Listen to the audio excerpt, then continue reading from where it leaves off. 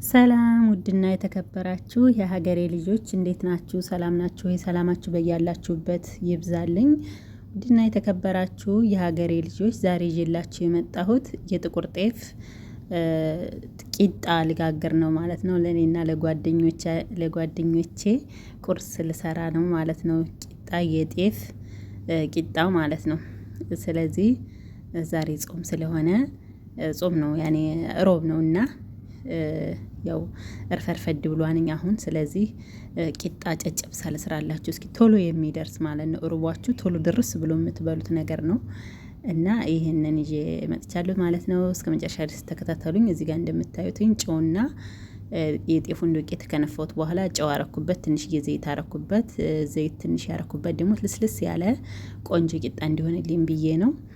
እሱን ያው በአንድ እጄ እየቀረጽኩ በአንድ እጄ ነው ማቦካውና አንድ ስልኩን አስቀምጬ በደንብ አድርጌ አቦካዋለሁ ማለት ነው ውዶችዬ። እንደምታዩት አሁን ለስለስ እያረኩትኝ ነው፣ እያቀጠንኩት ነው ማለት ነው። እዚህ ጋር ደግሞ የምናረኩበት መስላችሁ ቀረፋ ማለት ነው። ቀረፋ የተፈጨ ማለት ነው። የተፈጨ ቀረፋ አድርጌበታለሁኝ።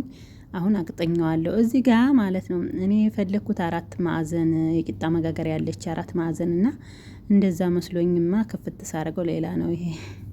እዚህ ጋር በቃ ተውኩትና በዚህ መጋገር ጀመርኩኝ ማለት ነው። በመጥበሻ እንደዚህ መጋገር ጀመርኩ ማለት ነው። ቤተሰቦቼ እንደምታዩት በመጥበሻ እየጋገርኩኝ ነው እላችኋለሁ። እና እስከ መጨረሻ ህዩትኝ ትወዱታላችሁ ብዬ ተስፋ አደርጋለሁ። ቤተሰብ ግን በቀላሉ ነው የሚሰራው። የጤፍ ቂጣ ማለት ነው። የሀገራችን የጤፍ ቂጣ አጋጋገር እንግዲህ አገር ቤት እያለን እንጀራ ጋገረን ስንጨርስ ጤፍ ቂጣ እንጋግራንንና ደስ ይላል። እዚህ ጋር ደግሞ ሻይ እያጥጃለሁ። ሻይ ላፈላ ነው ማለት ነው ቤተሰቦቼ። እና መጀመሪያ እንደዚህ ከጋገርኩት በኋላ ቁርስርስ አድርጌ ቅቤ ካለ በቅቤ ማድረግ ትችላላችሁ። ቅቤ ከሌለ ደግሞ እኛ የወይራ ዘይት ነው የምንጠቀመው። ትንሽ የወይራ ዘይት አድርገን እንጠቀምበታለን ማለት ነው። እናንተ በተመቻችሁ ማድረግ ትችላላችሁ ቤተሰቦቼ። ለጓደኞቼ ስራቸውን ከመጨረሳችሁ በፊት ቶሎ ቶሎ ብዬ ጨርሼ እንትን እላለሁ ማለት ነው። ቁርሳቸውን አዘጋጅላቸዋለሁ እና እየሰራውኝ ነው ማለት ነው ቤተሰቦቼ። እኔ መስዳነኝ ትወዱታላችሁ ብዬ ተስፋ አደርጋለሁ። እዚህ ጋር ሻይ ናና ቅጠል ነው የሚባል የሻይ ቅጠል ነው ያረኩበትኝ እንትን ማለት ነው። ይሄ ቅጠሉ በጣም ነው የሚጣፍጠው፣ በጣም ነው ቆንጆ ነው። እናያችሁላችሁ ቂጣዎቹ ተጋገሩ። አሁን ቁርስርስ አረጋቸውና እንትን እላለሁኝ ማለት ነው ቤተሰቦቼ። እንደምታዩት ትወዱታላችሁ ብዬ ተስፋ አደርጋለሁ። እዚህ ጋር የምታዩት በርበሬና የወይራ ዘይት ነው ያደረኩበትኝ። በርበሬ አድርጌበታለሁ። አሁን ስልኩን ላስቀምጠውና በሁለት እጄ ቁርስርስ አድርጌ አሸዋለሁ ማለት ነው። እንደምታዩት ሞቅ አድርጌዋለሁኝ በርበሬውና ዘይቱ እንዲዋሃድ በደንብ ማለት ነው። እና እንደዚህ እየቆራረስኩኝ ሽታ አደርገዋለሁ ማለት ነው ቤተሰቦች። ያው ያለ አንድ ሰው ምንድነው የሚባል ተረት አለ፣ የሆነ ተረት አለ። አንድ ሰው አስቦ አንድ በሬ ስቦ አይሆንም ምናምን ይባላል። ይኸውላችሁ ያን 4 ማዕዘን መስሎኝ በዚህ ሞከርኩት ነበርና ሳይሆን ቀረ ማለት ነው። የ4 ማዕዘን የቂጣ መጋገሪያ አለች እንደዚህ በማሽን የሆነችና ይሄ ደግሞ እንቁላል ነው አሉ የሚጋገርበት። ወይ ጉድ! እኔ ደግሞ የቂጣ መጋገሪያ መስሎኝ ስሞክረው ሌላ ነው። ስለዚህ ከምጥለው ለምን አብሬ ቆራርሼ አልጨምረውም ብዬ ቂጣ አልጋገርበት ነበር ሀሳቤ ማለት ነው። ይሄንም አብሬ ጨምሬ አሸዋለሁ አብሬ ብዬ የቆራረስኩት ነው። እዚህ ጋር እንደምታዩት ጓንት ለብሻለሁ እጄን። ይሄ ቅቤው ልበላችሁ እንጂ እንትን ዘይቱንና በርበሬው ቅመሙ ማለት ነው እንዲዋሃድልኝ በደንብ ሽታ አደርገዋለሁ ማለት ነው። በጣም ነው የሚጣፍጠው። ትወዱታላችሁ በሆነ ሰርታችሁ ቅመሱት እንዴት እንደሚጣፍጥ። ጥቁር ጤፍ በተለይ ከሆነ በጣም ቆንጆ ነው። ይሄ ግን ቅልቅል ነው፣ ነጭም ጥቁርም አለው። ያው የኛ ሀገር ቤት እርሻ እንደዛ ነው የሚዘራው ማለት ነው። እና ይሄ ከኢትዮጵያ የመጣ የጤፍ ዱቄት ነው እና በጣም ቆንጆ ነው። ጓደኞች ወደውታን በጣም እንደዚህ አድርገን የሰራው ነው ማለት ነው ቤተሰቦቼ። ሻይ ያለ ቀይ ሻይ አፍልቻለሁ ከሻይ ጋር ምን በላው ማለት ነው ቤተሰቦቼ። እኔ መስላነኝ እንደዚህ በደንብ እናዋህደዋለን።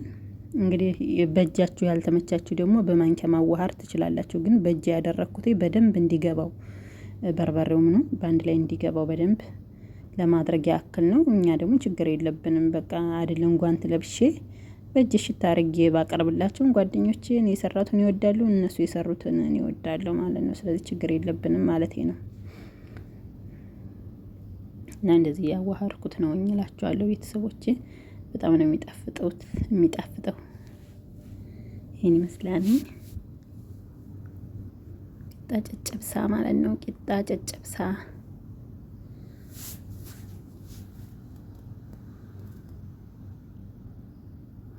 አሁን እንደምታዩትኝ ጨርሻለሁ። ከሳህን አርጌዋለሁ። 3 ነን ያለነው። 3 ሻይ ቀድቻለሁኝ። 3 ሻይ ቀድቻለሁኝ። እዚህ ጋር ደግሞ አንዷ ጓደኛዬ ይዘሽልኝ ነይ ስላለችኝ እዛ ስራ ቦታ ማን ነው እዛ የእናቲቱ ቤት የምትሰራው ማለት ነው።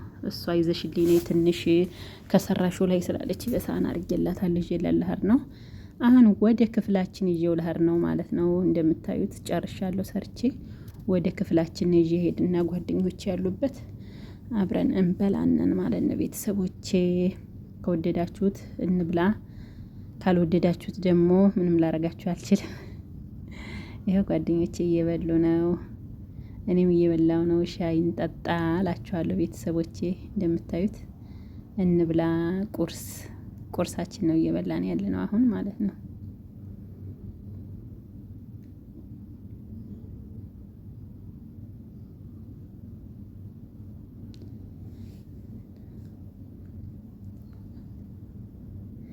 የተመቻችሁ ላይክ ማድረጋችሁን እንዳትረሱ ቤተሰቦቼ። ስለነበረን ቆይታ ከልብ አመሰግናለሁ። ሰላም ሁኑልኝ።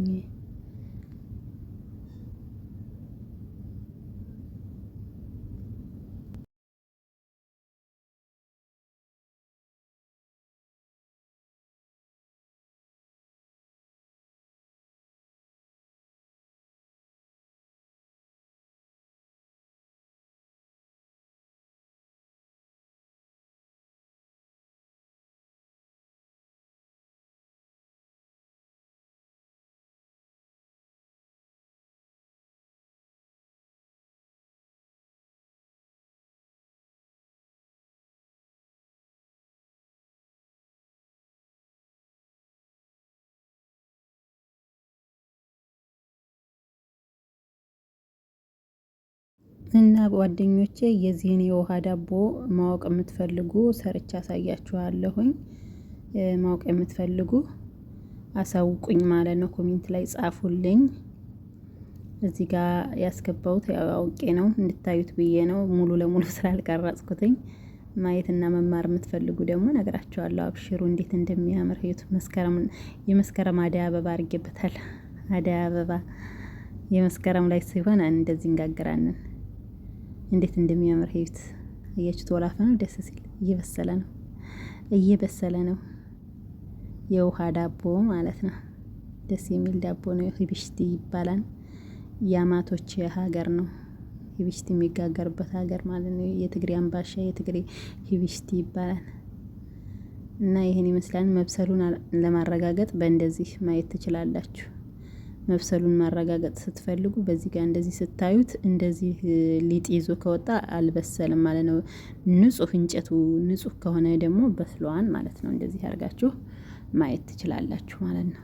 አያችሁት እንዴት እንደሚያምር በጣም ነው ቆንጆ ነው። እና ስለዚህ ትወዱታላችሁ ብዬ ተስፋ አደርጋለሁ ቤተሰቦቼ። ስለነበረን ቆይታ ከልብ ነው የማመሰግነው። ላይክ እና ሰብ ማድረጋችሁን እንዳትረሱ። እየተመቻችሁ ደግሞ ኮሜንት ላይ አስታውቁኝ ማለት ነው ቤተሰቦቼ። ወይ ሁላችሁ ብረት ድስቱ ብቻ ቀረ እዚህ ላይ አድርጌ ነው የበሰለው ማለት ነው። መልካም ጊዜ ይሁንላችሁ። ባይ ባይ።